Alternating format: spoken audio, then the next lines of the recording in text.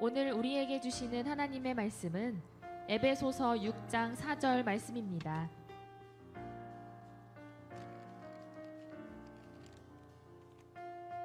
또 아비들아 너희 자녀를 노엽게 하지 말고 오직 주의 교훈과 훈계로 양육하라. 오늘 이 말씀에 많은 은혜 받으시기 바랍니다. 할렐루야. 자유사랑 인사합니다. 주님의 이름으로 사랑을 축복합니다. 서로 얼굴 보고 얼굴만 뵈도 반갑습니다. 하나님의 귀한 은혜가 함께 간절히 축원합니다. 5월이 이제 가정의 달을 맞이했습니다. 가정의 달을 맞이해서 우리가 가정에 대해서 앞으로 우리가 살펴볼 텐데 우리 가정이 회복되는 귀한 역사이길 간절히 축원합니다. 오늘 특별히 꽃은 사실은 다음 주가 어버이 주일인데 늘 우리가 이제 사회에서 어버이 주일을 지나고 나서 어버이날 지나고 나서 꽃을 달아드려서 항상 교회는 바로 이제 뒤섞는 것 같아서 그냥 이번 주간에 어버이 주일이 있어서 먼저 꽃을 달아드렸습니다. 우리 어버이들에게 주님의 귀한 축복이 있길 간절히 축원합니다. 그 하나님의 귀한 은혜가 우리 가정 가운데 임하길 간절히 축원합니다. 오늘은 믿음의 가정, 이제 가정에 대해서 우리가 한 달 동안 살펴보고 신앙유산에 대해서도 우리가 서약하고 하는데 자녀 교육을 어떻게 해야 되나 우리가 자녀에 대한 자손에 대한 이야기들을 오늘 한 말씀을 나누게 합니다. 미국의 심리학 교수였던 빌 핸드릭스 박사는요 부부간의 갈등 원인에 대해서 부부싸움 패턴을 연구했는데 한 가지 중요한 발견을 했습니다. 대부분은 강박적 경향이 울고 있는 어린아이들이 모습이 그들의 마음속에 있었다는 겁니다. 즉 부부싸움을 했는데 중요한 것은 유소년 시절에 받았던 그러한 상처나 그리고 절망감이 각자 바로 자신의 삶 가운데 방어기제가 되어서 바로 어떤 싸움을 하거나 갈등이 있을 때 그것이 표면에 대해서 둘이 싸우더라는 겁니다. 그래서 이와 같이 바로 이 상처를 건드리기만 하면 이전에 받던 상처가 다시 튀어올라서 마치 우리가 상처를 입었을 때 그걸 건들면은 반응이 오고 아픔이 오듯이 상처를 건들거나 이전에 내가 아픔을 건들면은 다시 거기에서 폭발해서 이전에 가진 울분과 상처와 아픔들이 드러나서 결국은 더 깊은 갈등으로 번지더라. 이것이 핸드릭스 박사가 발견한 것입니다. 그래서 부부간에 발생한 부정적인 반응의 90%는 주양육자가 누굽니까? 우리의 부모님이죠. 그렇죠. 우리를 잘 키웠던 부모님이 받은 상처 때문에 자녀들의 부부간에 갈등과 문제가 생기는 원인이 거기서 찾을 수 있다는 겁니다. 어린 시절의 가정 환경이 그토록 중요하고 우리가 자녀를 키우면서 우리가 유념해야 될 사항이 많이 있다는 것을 시사하고 있는 것입니다. 그래서 부부는 겉으로 보기에는 한 남자와 한 여자가 대면에서 같이 사는 것 같지만 사실은 복잡한 네 명이 얽히고 설켜서 관계를 이루고 있는 것이 가정이다라고 합니다. 무슨 뜻이냐면요, 남편과 아내가 삽니다. 그런데 우리가 이전에 부모님께 받은 상처와 아픔이 있으면은 그 정서적으로나 우리가 더 이상 자라나지 못하고 그 상처 속에 갇혀 있습니다. 이걸 뭐라고 하냐? 성인아이, 내면아이, 상처받은 내 자신의 자아를 이야기합니다.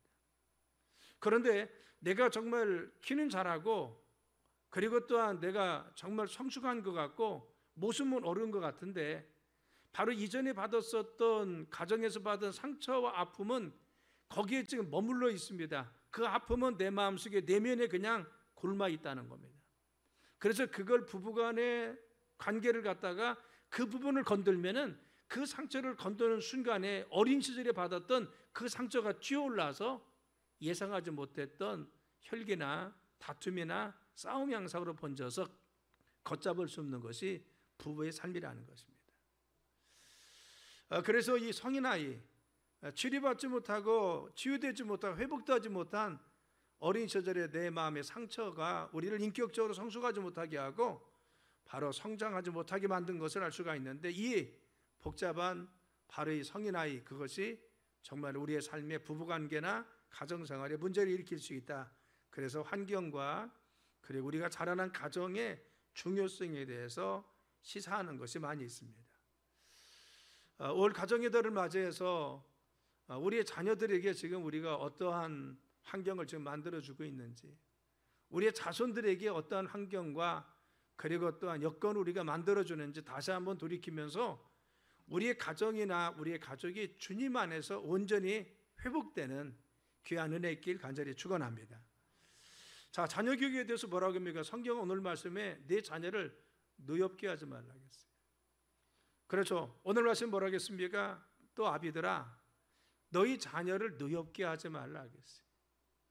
또 아버지 된 그리고 어머니 된 너희 부모들아, 내 자녀를 노엽게 하지 말라. 여기서 노엽게는 뭐냐면요, 파로르 기주입니다. 파로르 기주라는 것은 파라라고 하는 옆에와 그랬던 오르 기주라고 하는 화나게 하다는 겁니다. 옆에서 화나게 부추기는 겁니다. 옆에서 화나도록 우리 자녀들에게 부추기는 겁니다. 화나게 동기를 부여하는 것입니다. 화나는 상황으로 우리 자녀들을 몰고 가지 말라는 거죠. 누가? 부모들아, 너희 아비들아, 너희 자녀들에게 화나는 환경으로, 화나는 여건으로 몰고 가지 말라, 이 뜻입니다.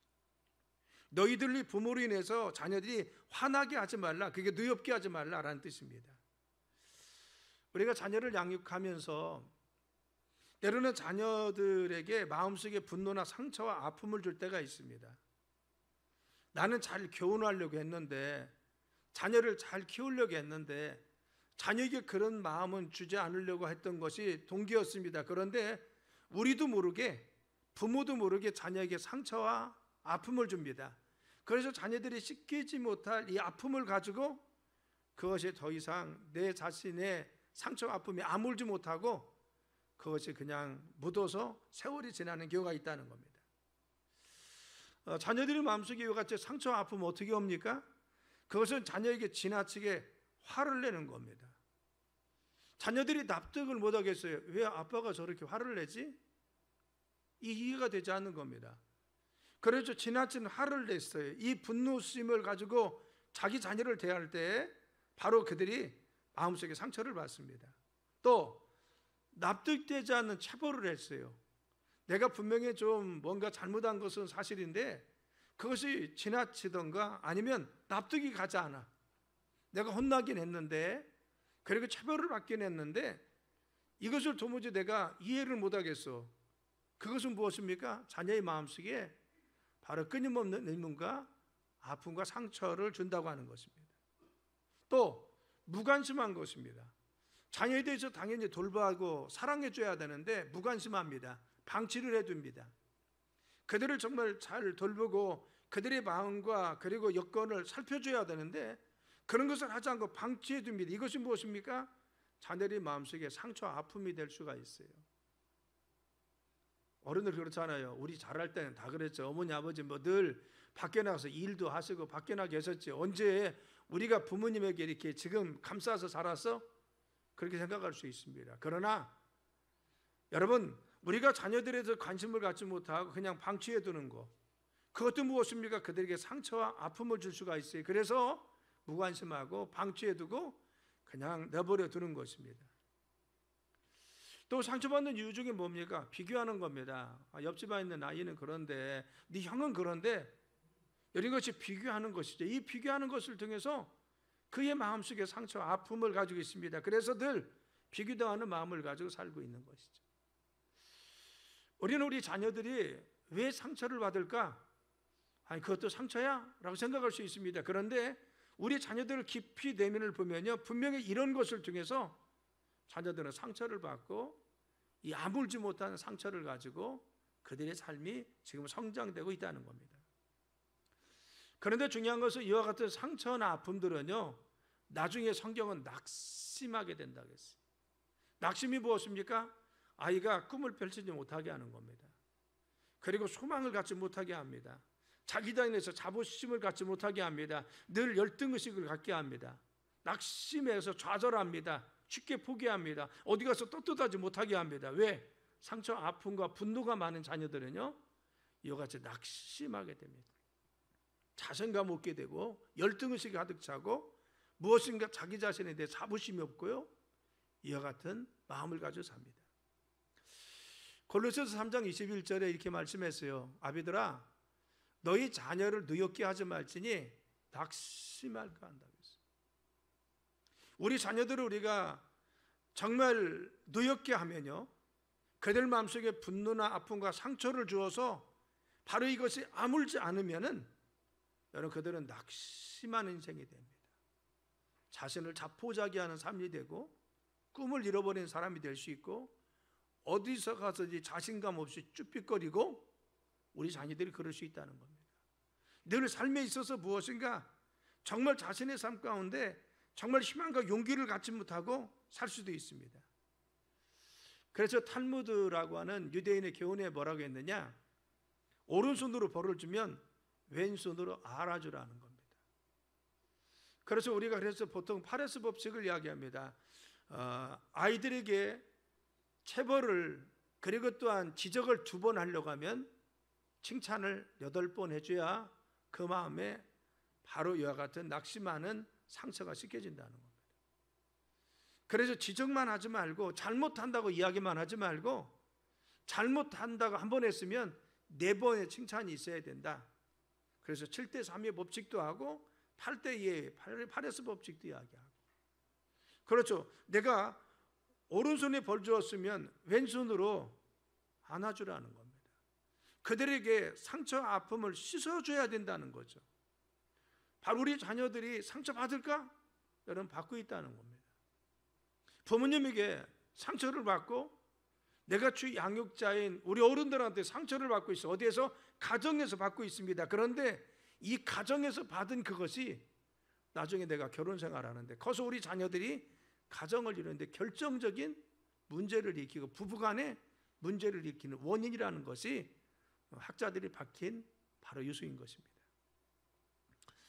소크라테스들이 이런 얘기했어요. 사람들이여 재물을 모으는 일에만 충실하지 말라. 그것을 물려받을 어린 아이들에게 좀 더 많은 사랑과 정성을 주더라. 이것이 내 일생을 통해 얻은 가장 귀한 교훈이다. 우리 자녀들에게 여러분 무엇을 남겨주려고 합니까? 재물입니까? 소크라테스는 그게 아니라는 겁니다. 자녀들에게 재물이나 내가 가진 여건이나 환경을 물려주려는 더 중요한 것은 그들의 마음속에 사랑을 물려주라는 거죠. 그들의 마음속에 풍족한 사랑과 그리고 어버이로부터 받았던 이 은혜와 사랑에 귀중한 이 안아주는 이 품싸는 이 따뜻한 마음을 물려주는 것이 더 중요하다는 겁니다. 여러분 자녀가 중요합니까? 재물이 중요합니까? 우리의 힘이 중요합니까? 자녀들이 중요합니까? 우리는 정말 자녀들만큼은 우리가 최선을 다해서 양육하고 우리의 자손들만큼은 우리가 정말 최선의 모든 걸 다 바쳐서라도 우리의 자녀와 자손들을 축복하고 양육하고는 합니다. 정말 그렇다면 우리의 자녀들에게 무엇을 물려줘야 됩니까? 그들의 마음속에 사랑을 물려주고 마음속에 풍요함을 물려주고 마음속에 풍족함을 물려주고 마음속에 자신감을 불어넣을 수 있도록 우리는 그 자녀들을 노엽게 해서는 안 됩니다. 이유 없는 상처와 아픔을 줘서는 안 되고 그들 마음속에 사랑을 느낄 수 있어야 되고 풍성하신 어버이로부터 받았던 그 따뜻함을 느낄 수 있도록 만들어줘야 됩니다. 우리의 삶 가운데 한번 우리의 가정들을 돌아보는 시간 되길 간절히 바랍니다. 혹시 내 자녀들한테 잘못한 것이 없었나? 내 자녀들한테 상처를 준 것이 없나? 그래서 정말 내가 그런 부분이 있으면요 자녀들 앞에 시인하는 겁니다. 엄마 아빠 그때 잘못했는데 예수님의 이름으로 용서해 줘라. 정말 그렇게 우리가 진정으로 사과하는 겁니다. 왜? 그것이 맺혀진 마음의 상처를 푸는 것이 됩니다. 당장은 풀리지 않지만 중요한 것은 내가 정말 잘못을 시인하고 비록 엄마 아빠지만 자녀한테 잘못한 것이 있으면요 용서해 두려고 하는 겁니다. 엄마 아빠 그때 몰라서 그걸 잘못했는데 너한테 상처 준 것 같은데 용서해 줘라. 그렇죠. 저는 무릎 꿇고 저희 부분 했습니다. 정말. 그렇죠. 중요한 것은요 그 자녀들의 마음속에 얽혀있는 이 엉어리들을 풀어주기 위해서 우리의 자녀가 상처 준 것이 있으면 우리가 상처 준 것이 있으면 내가 솔직하게 시인해 주는 것입니다. 이것을 통해서 정말 우리의 내면에 있는 우리 자신과 우리 자녀들이 깊이 만날 수 있는 영적인 교류를 할 수 있는 것입니다. 그래서 지금부터는 어떻게 해요? 상처 주지 말고 자녀들에게 사랑과 풍성함을 주는 정말 믿음의 자녀들을 키우자. 할렐루야. 자녀를 누역게 하지 말라라는 거예요. 두 번째, 성경의 교훈은 무엇입니까? 주의 교양과 훈계를 양육하라는 겁니다. 주의 교양과 훈계를 양육하라. 오직, 그렇죠, 다른 거 하지 말고, 다른 것보다 중요한 것은, 오직 하나 더 중요한 것은, 정말 너희들이 힘써야 되는 것은 다른 거 하지 말고 주의 교양과 훈계로, 이게 뭐야? 하나님 말씀으로 양육하라는 겁니다. 믿음 안에 자녀를 키우라는 것이죠. 그래서 자녀들을 키우는데 오직 다른 것이 아니라 더 중요한 것은 말씀으로 키우는 것이 중요하다. 주의 교훈과 그리고 훈계로 하나님 말씀 가운데 키우는 것이 중요하다는 겁니다. 그래서 하나님 말씀을 가르치라고 신명기 말씀에 말하고 있습니다. 이러므로 너희는 나의 이 말을 너희의 마음과 뜻에 두고 또 그것을 너희의 손목에 메어 기호를 삼고 너희의 미간에 붙여 표를 삼으며 또 그것을 너희의 자녀에게 가르치며 집에 앉아 있을 때든지 길을 갈 때든지 누워 있을 때든지 일어날 때든지 이 말씀을 강론하고 내 집 문설주와 바깥문에 기록하라 했습니다. 그러면 여호와께서 너희 조상들에게 주리하고 맹세하신 땅에서 너희 날과 너희 자녀들의 날이 많아져서 하늘이 땅에 덮은 것 같이 많으리라. 우리의 자녀를 하나님께서 축복하시고 우리의 삶을 축복하시고 우리 가정에 정말 행복할 수 있는 비결이 무엇입니까? 하나님 말씀을 부지런히 자녀들에게 가르치라 하겠습니다. 네 손목에 베서 그 말씀 보게 하고 미간에 붙여서 그걸 서로 확인하고 문 설주에 붙여서 오갈 때마다 그걸 보게 만들고 그리고 길을 갈 때든지 앉아있을 때 누워있을 때든지 늘 말씀을 듣게 하셔서 강론하고 결국 우리 자녀들을 어디에서 키웁니까? 말씀 가운데 키우라는 거죠. 신앙 가운데 키우라는 거죠. 참 어려운 것이 요즘입니다. 왜? 우리가 쉽게 만날 수도 없어요. 우리 자녀들. 그런데 성경은 분명히 하나님 말씀 가운데 기록했어요. 그리고 또 잘못했을 때는 그걸 징계하라고 했어요. 잠언 3장 12절에 이렇게 말씀했습니다. 대저 여호와께서 그 사랑하시는 자를 징계하시기를 마치 아비가 그 기뻐하는 아들을 징계한 것 같이 하느니라 했어요. 우리 자녀들, 우리 손주들 하나밖에 없으니까 둘밖에 없으니까 얼마나 귀합니까? 뭐 자녀 열이 있으나 둘이 있으나 다 귀한 건 마찬가지지만 그런데 한참 중국에서 하나만 낳았잖아요. 거기서 문제가 생긴 것이 무엇입니까? 너무 자녀를 감싸서 사이에서 문제가 되었었어요. 그런데 이것이 지금 한국에서 일어난 지가 오래되고 있잖아요. 자녀에 대해서 우리가 너무 감싸기만 하기 때문에 그들이 잘못을 잘못됐다고 이야기하지 못하는 겁니다. 저는 정말 안타까운 것은요, 학교에서 선생님들은 우리 아이들을 지도에서 바르게 인성을 키울 수 있도록 우리 선생님들이 가르칠 수 있도록 여건을 만들어야죠. 그런데 우리 자녀들이 너무 귀하니까 선생님들이 조금만 책망을 하면요 그걸 참을 수가 없어요. 그래서 학교에서 선생님들이 교육을 못 시킵니다. 가르치긴 합니다. 그런데 정말 그들에게 사람됨이 무엇인지, 관계가 무엇인지, 인성이 무엇인지 그걸 가르쳐야 될 거 아닙니까? 근데 학교 선생님들이 그걸 지금 못하고 있어요. 제가 선생님들 만나보면요 어떻게 할 수가 없답니다. 이게 지금 우리가 바로 가고 있냐 그겁니다. 그렇죠? 정말 가정에서도 우리가 정말 그들이 잘못했을 때 잘못했으면 잘못했다고 깨닫게 해줘야 하는 거죠. 학교 가서 잘못했으면 선생님 같아서 너 혼도 나야 돼. 이것이 우리가 당연히 우리 잘할 때는 그렇게 배웠잖아요. 그 자녀들도 잘못했으면 자신의 잘못을 선생님한테 시인할 수 있게 만들어줘야 되고 그들도 정말 그와 같이 교육을 받으면서 바른 인성을 가질 수 있도록 우리가 해줘야 하잖아요. 그런데 요즘 사회가 그렇게 되지 않고 있죠. 정말 우리가 우리 자녀들을 잘못했을 때 깨닫게 해주냐, 잘못을 지적해 주냐.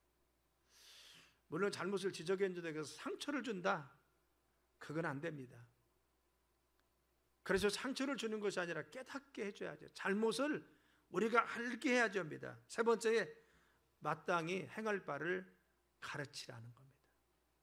마땅히 행할 길을 아이에게 가르치라. 그래야만 늙어서도 그것을 떠나지 않는다는 것입니다. 마땅히 지금 어떻게 해야 되는지 가르쳐야죠.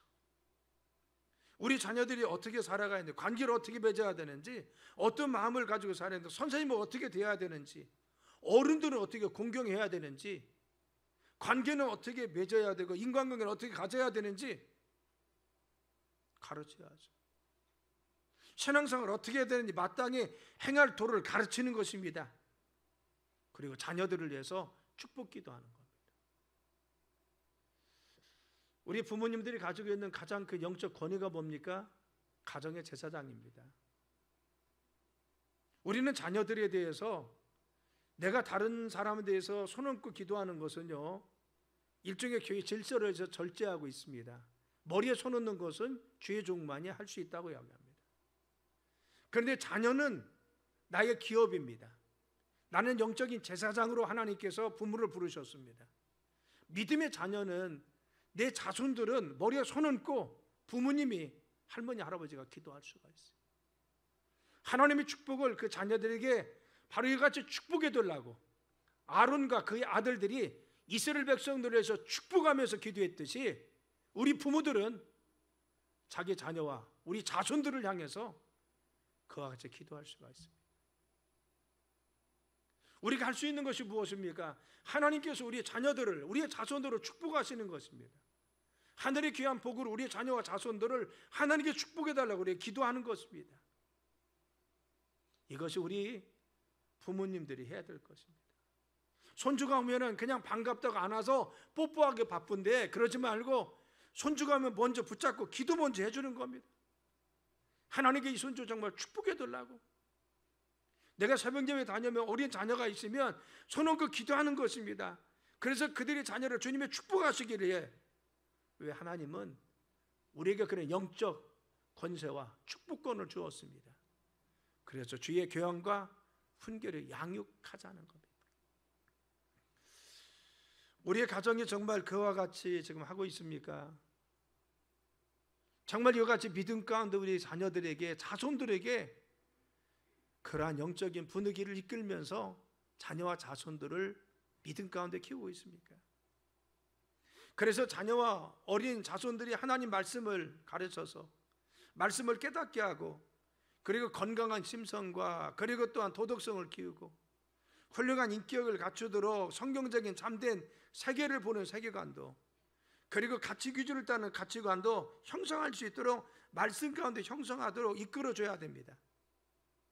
그래서 잠언 22장 6절에 그랬잖아요. 마땅히 행할 길을 아이에게 가르치라. 그러면 늙어서도 그것을 떠나지 않는다겠죠. 어려서부터 하나님 말씀 가운데 키우는 것이 중요합니다. 저는 그렇게 생각해요. 어려서부터 믿음 가운데 그면요, 말씀이 울타리가 됩니다. 제가 자라났던 환경은요, 그 이상을 벗어나지 못했어요. 말씀이 늘 울타리입니다. 어머니 기도가 늘 울타리가 되었어요. 내가 그 선을 넘지 못했습니다. 왜 그렇습니까? 말씀이 나를 늘 울타리에 대해서 이끌어 주셨어요. 믿음으로 양육할 때 하나님께서 늘 함께 하시고 마땅히 행할 길을 그들에게 보여줍니다. 그래서 우리가 심각하게 살펴야 될 것은 무엇입니까? 자녀들의 환경이 지금 그러냐라는 것을 우리가 생각해 봐야 된다는 겁니다. 안타까운 것은 우리 자녀들에게 지금 노출된 현실은 그렇지 않죠. 물질 만능주의입니다. 말씀의 가치보다는, 올바른 성경적 가치관을 심어주는 것보다는 그냥 돈과 힘만 있으면 다 된다고 하는 세상과 같이 세상의 가치는 우리 가르치고 있습니다. 아이들은 그냥 돈이면 다 되는 것 같이 생각할 수도 있고요. 그래, 힘만 있으면 되대. 그래서 내가 뭐가 힘이 있어야 돼, 돈이 있어야 돼, 이와 같은 잘못된 가치관을 그들에게 심어줍니다. 또 얼마나 잘못된 욕구를 일으키는 충동적인 것들이 우리 주변에 많이 있습니까? 그래서 스마트폰을 통해서 그리고 인터넷을 통해서 그들은 수없이 많은 자극을 받고 있습니다. 길거리 가면요 정말 우리가 상상하지 못할 많은 것들을 그들은 정보를 얻습니다. 주변에서 얻고, 그리고 또한 인터넷이나 아니면 스마트폰에서 얼마든지 접촉할 수가 있어요. 잘못된 욕구와 욕망을 채우는 것이 마치 인간의 삶인 것 같이 요즘 세대는 사회 환경을 그렇게 만들어 놨다는 겁니다. 누구 잘못이냐? 우리 그거 따질 거 없습니다. 우리 자녀들의 삶에 노출되어 있는 것은요 너무나 정말 어려운 환경입니다. 그들의 성경 말씀 가운데 양육받고 하나님 말씀 가운데 들어오기가 너무 힘든 환경에 처한 것이 우리 자녀들입니다. 정말 그들이 교회 와서 예배 드리는 거 이제는 지루한 것이 되었습니다. 세상에 더 좋은 것이 많이 있습니다. 흥미로운 것이 훨씬 더 많이 있습니다. 교회는 좀 고리타분한 것 같습니다. 그래서 자녀들이 이 교회 와서 예배를 드리고 말씀 가운데 자라난다는 것이 얼마나 힘들고 어려운 세상인지 모릅니다. 성경은 그래서 이 말세에 대해서 이렇게 표현하고 있습니다. 너희는 이것들을 알아 말세에 고통하는 때가 이르러 사람들이 자기를 사랑하며 돈을 사랑하며 자랑하며 교만하며 비방하며 부모를 거역하며 감사하지 않으며 거룩하지 않나. 사람들이 말세가 되면요 자기 이기주의적인 삶입니다. 그렇죠. 자기 중심적인 삶입니다. 그래서 말세에 이르면 고통의 때라는 겁니다. 자기 중심적인 삶을 살아갑니다. 자기를 사랑합니다. 돈을 사랑합니다. 물질만 나눕니다. 그리고 자랑하고 교만하고 비방하고 부모를 교역합니다. 또 감사를 모릅니다. 그리고 거룩하지 않습니다. 잘못된 욕구와 욕망 가운데 빠져서 세상을 살아갑니다. 우리가 왜 하나님의 가치관을 심어주고 하나님 말씀을 심겨줘야 됩니까? 요즘 세상은요 그렇죠. 잘못된 가치관을 심어줍니다. 그것이 마치 인권인 양, 그것이 바른 생각이고 바른 삶의 경향인 양 이야기하고 있습니다. 그래서 그 풍조와 경향을 교육하고 있어요. 그런데 성경적 가치에 분명히 벗어난 것입니다. 우리는 무엇을 가르쳐요? 성경적 가치를 심어줘야 돼요. 아멘. 가정은 어떻게 됩니까? 한 남자와 한 여자가 정상적인 결혼을 통해 이룬 것이 가정입니다. 가정은 한 남자와 한 여자가 만나는 것이 가정입니다. 우리는 성경적 가치는 분명히 한 남자와 한 여자가 만나기 때문에 다른 어떠한 가족 구조를 그것은 우리가 아닙니다 라고 하는 것은 성경적 가치가 아닙니다. 그런데 마치 그것이 소수인권을 보호하는 것 같이 이야기하면서 그것이 사회에서 바로 우리 아이들에게 정당화되고 있어요. 그래서 부부라는 것도 우리는 한 남자와 한 여자가 만나는 것으로는 부부라고 생각합니다. 우리는 이같이 성경적 가치관을 통해서 우리 자녀들을 키우는 것이 중요한 것이죠. 그래서 잘못된 가치, 그렇죠, 잘못된 환경, 우리가 거룩함이 무엇이냐, 하나님 말씀 가운데 서는 것이 거룩함이라는 것을 알려줘야 됩니다. 거룩치 아니하며 잘못된 충동, 욕구를 만족시키는 것이 마치 이것이 사회의 경향인 양, 그리고 사회의 인권을 보호하는 것 같이 우리가 생각해서는 아니 된다는 겁니다.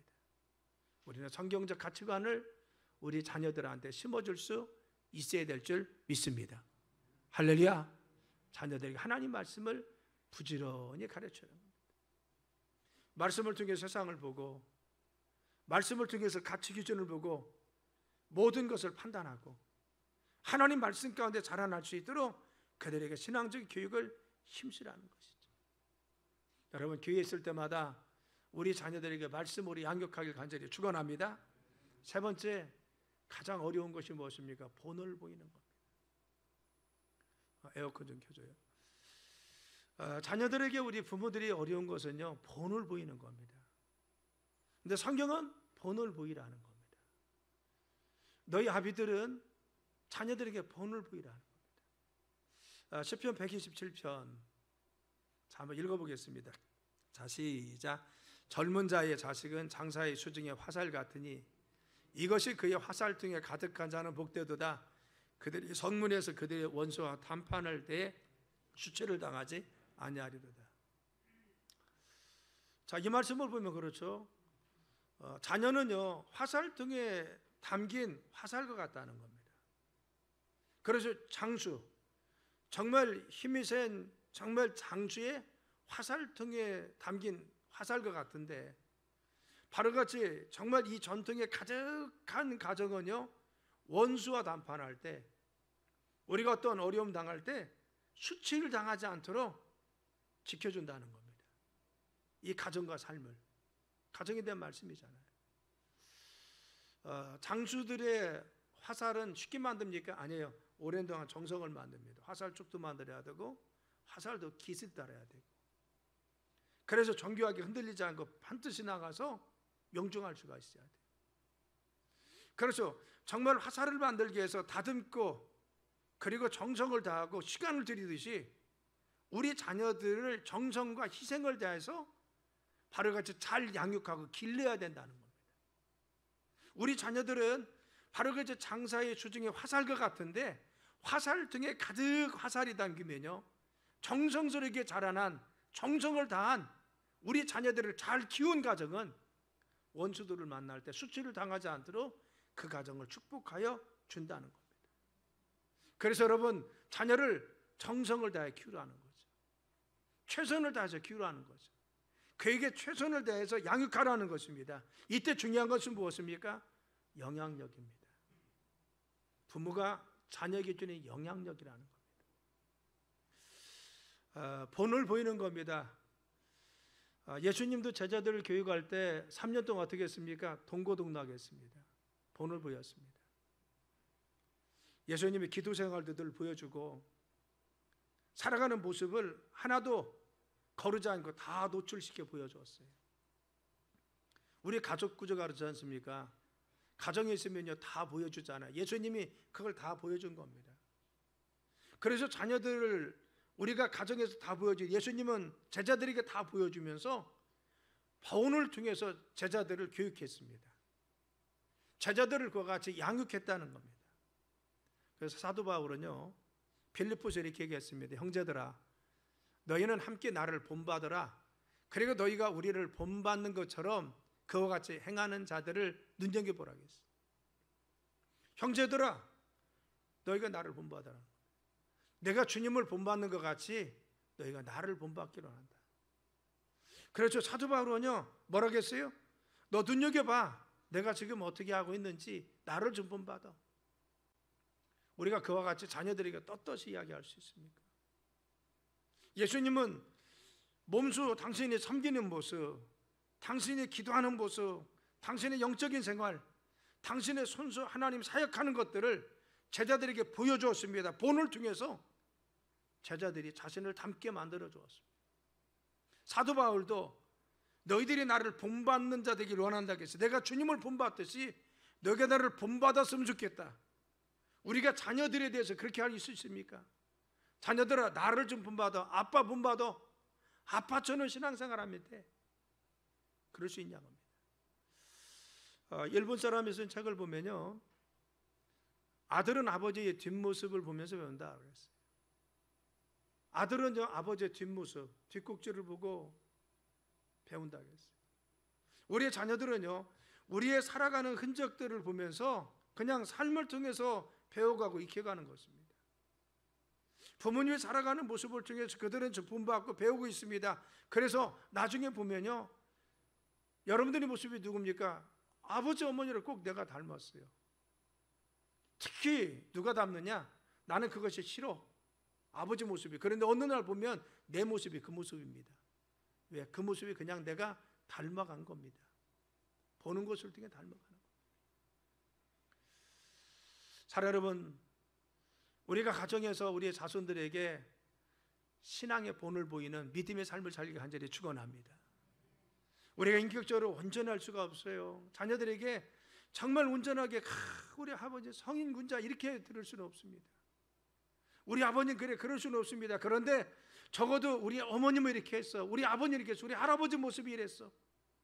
이런 모습을 가지고 신앙생활해서 그런 모습을 우리가 보이는 것이 중요한 것이 아닙니까? 사도행전에 보면은 그런 예가 나와 있습니다. 사도행전 10장에 보면요, 한번 읽겠습니다. 시작. 가이사랴에 고넬료라는 사람이 있으니 이달리아 부대라 하는 군대의 백부장이라 그가 경건하여 온 집안과 더불어 하나님을 경외하며 백성을 많이 구제하고 하나님께 항상 기도하더니. 아멘. 여러분, 고넬료는요 그 당시에 이방인이었습니다. 로마인이었습니다. 그리고 중요한 것은 그가 백부장에서 어느 정도 자신의 위치가 있던 사람입니다. 그런데 그는 정말 하나님을 잘 섬기는 자였어요. 그래서 그는 정말 경건했습니다. 살아가는 모습이 하나님을 경건하게 섬기는 모습이 배어 있었다는 겁니다. 모습 속에 정말 경건의 모습이 그가 있었어요. 또 온 집안과 더러 하나님을 경외했어요. 이 가정에 늘 예배드리면서 주님 앞에 경외했던 믿음의 가정이었어요. 가정이 그와 같이 늘 믿음 가운데 있는 가정이었습니다. 온 집안과 더불어 자기 가족뿐만 아니라 있는 모든 식술들에게 이와 같이 주님 앞에 늘 경건한 경외심을 가지고 하나님을 섬기는 가정으로 이 가정이 서 있었습니다. 백성을 많이 구제했습니다. 하나님 말씀을 실천했어요. 하나님만 섬긴 것이 아니라 말씀을 받았으면 그 말씀을 실천했습니다. 그래서 많이 구제했습니다. 또 항상 기도했다고 했어요. 고넬료는 늘 기도하는 모습이 가족들에게 비춰졌습니다. 그렇죠. 신앙인으로서 살아가는 모습이 고넬료는 비춰졌다는 겁니다. 가족 식구들에게, 자녀들에게, 함께 살고 있는 사람들에게, 아, 고넬료는 그래, 저 가정은 그래, 믿음 가운데 정말 잘하고 있어, 믿음으로 이 가정을 이끌고 있어. 이 모습이 외부 사람들이 보여졌고 당시 사람들이 다 인정할 수 있도록 그렇게 살아갔습니다. 우리의 모습이 저는 그래야 되다고 생각합니다. 우리 자녀와 자손들이 우리를 생각할 때 무엇을 기억하면 좋겠습니까? 우리의 모습이 정말 어떻게 기억되고 남기를 원합니까? 우리 어머님 아버님 늘 이러셨어. 우리 할아버지 할머니 늘 이러셨어. 어떤 모습으로 우리의 자녀들이, 우리 자손들이 기억되길 원합니까? 늘 제가 하는 말씀이지만요, 저는 우리 어머님 아버님 말씀을 많이 하잖아요. 우리 아버님은 늦게 믿었습니다. 그런데 연세가 드시면서 늘 성경만 가지고 늘 성경을 보시고 그리고 늘 기도했던 모습을 저는 그것만 기억하고 있습니다. 옛날에 약주도 많이 잡수시고 소리도 많이 지르셨지만 정말 그렇게 말년을 하나님께 믿음으로 가셨어요. 지금도 제가 아쉬우면요, 늘 제가 가면 빨간 줄을 막 쳐놓은 것이 있어요. 이게 무슨 뜻이지? 물어봐요. 제가 또 해설해주고 하면은요. 근데 그 성경책을 우리 어머님이 태우셨어요, 옛날에. 그게 너무 지금 그걸 우리가 가지고 있으면 얼마나 큰 보물인가, 유산인가. 그래서 여러분, 우리의 모습 속에 지금 무엇이 남냐 있냐가 있어요. 우리 아버님 어머니 하면 저는 늘 기억하는 것이 있습니다. 그래서 늘 기도하는 모습, 정말 축복 기도하고 늘 하나님 앞에 서 있는 모습. 정말 우리 어머님은 늘 다녀오면은 정말 하루하루 다 결산하고 나서 하나님께 구분해 가지고 늘 기도했던 모습. 새벽 예배에 갔다 와서 우리를 위해서 간구하고 기도했던 모습들. 가정 예배 드리면서 늘 간구했던 모습. 지금도 기도하는 모습. 사랑 여러분, 저는 정말 우리 자녀들의 마음속에 여러분들이 그렇게 남겨질 간절히 축원합니다. 우리 어머님 그렇게 하셨어. 우리 아버님 그러셨어. 우리 할아버지 할머니 이런 모습이야. 자녀들의 마음속에 상처가 남는 줄 아닙니다. 마지막 그 신앙의 모습이 남겨져요. 우리의 그 모습들이 그들의 마음속에 심겨집니다. 그래서 어느 날 그들의 삶 가운데 어려움이 있으면요, 그 모습 보고 다시 교회로 돌아가고 주님께 돌아가는 것입니다. 하나님께서 그들의 자녀를 지켜주십니다. 그래서 헌신하는 모습, 충성하는 모습, 말씀 가운데 순종하는 모습, 늘 기도하는 모습. 그래서 자녀와 자손들에게 정말 믿음의 본을 보이는 신앙의 모습을 우리가 좀 남겨주자는 겁니다. 사랑 여러분, 우리 가정의 달을 맞이해서 우리 자녀와 자손들을 어떻게 해야 됩니까? 지금 자녀들이 다 크신 우리 어르신들은 내가 뭘 할 수 있어? 그렇죠? 아닙니다. 지금부터 자녀와 자손들을 통해서 하나님 역사하길 기도하면 됩니다. 하나님 우리 기도를 들어주십니다. 내가 사랑하는 자녀들, 우리 자녀와 자손들에게 지금부터라도 하나님 말씀 가운데 양육하려고 드려요. 그래서 누역게 하면 안 됩니다.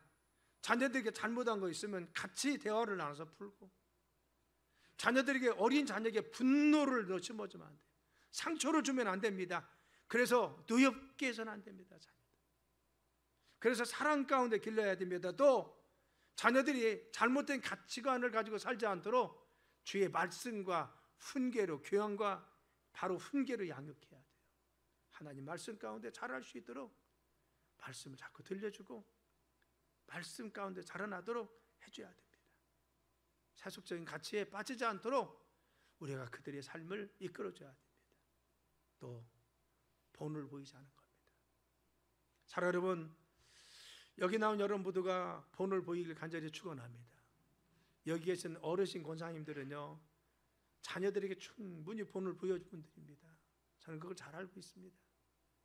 그렇지만 저 같은 세대들, 그 이후의 세대들은 우리가 정말 심각하게 생각해야 될 부분은 그 부분입니다. 우리 어머니들 세대같이, 우리 믿음의 조상들과 같이 내가 본을 보이는 신앙생활을 하고 있나? 심각하게 고민해 봐야 됩니다. 우리가 본을 보이는 믿음의 삶이 되어서 우리 자녀들을 믿음 가운데 잘 양육해서 우리 가정이 복된 믿음의 가정 되길 예수님의 이름으로 축원합니다. 기도합니다. 하나님 감사합니다. 우리 가정이, 특별히 우리의 자녀들이 주의 은혜 가운데 풍성한 열매 되길 원합니다. 하나님 축복하신 자녀들을 원합니다. 우리 가정을 축복하셔야 돼. 특별히 우리의 자녀들을 축복하여 주시고 우리의 자손들을 축복하여 주옵소서.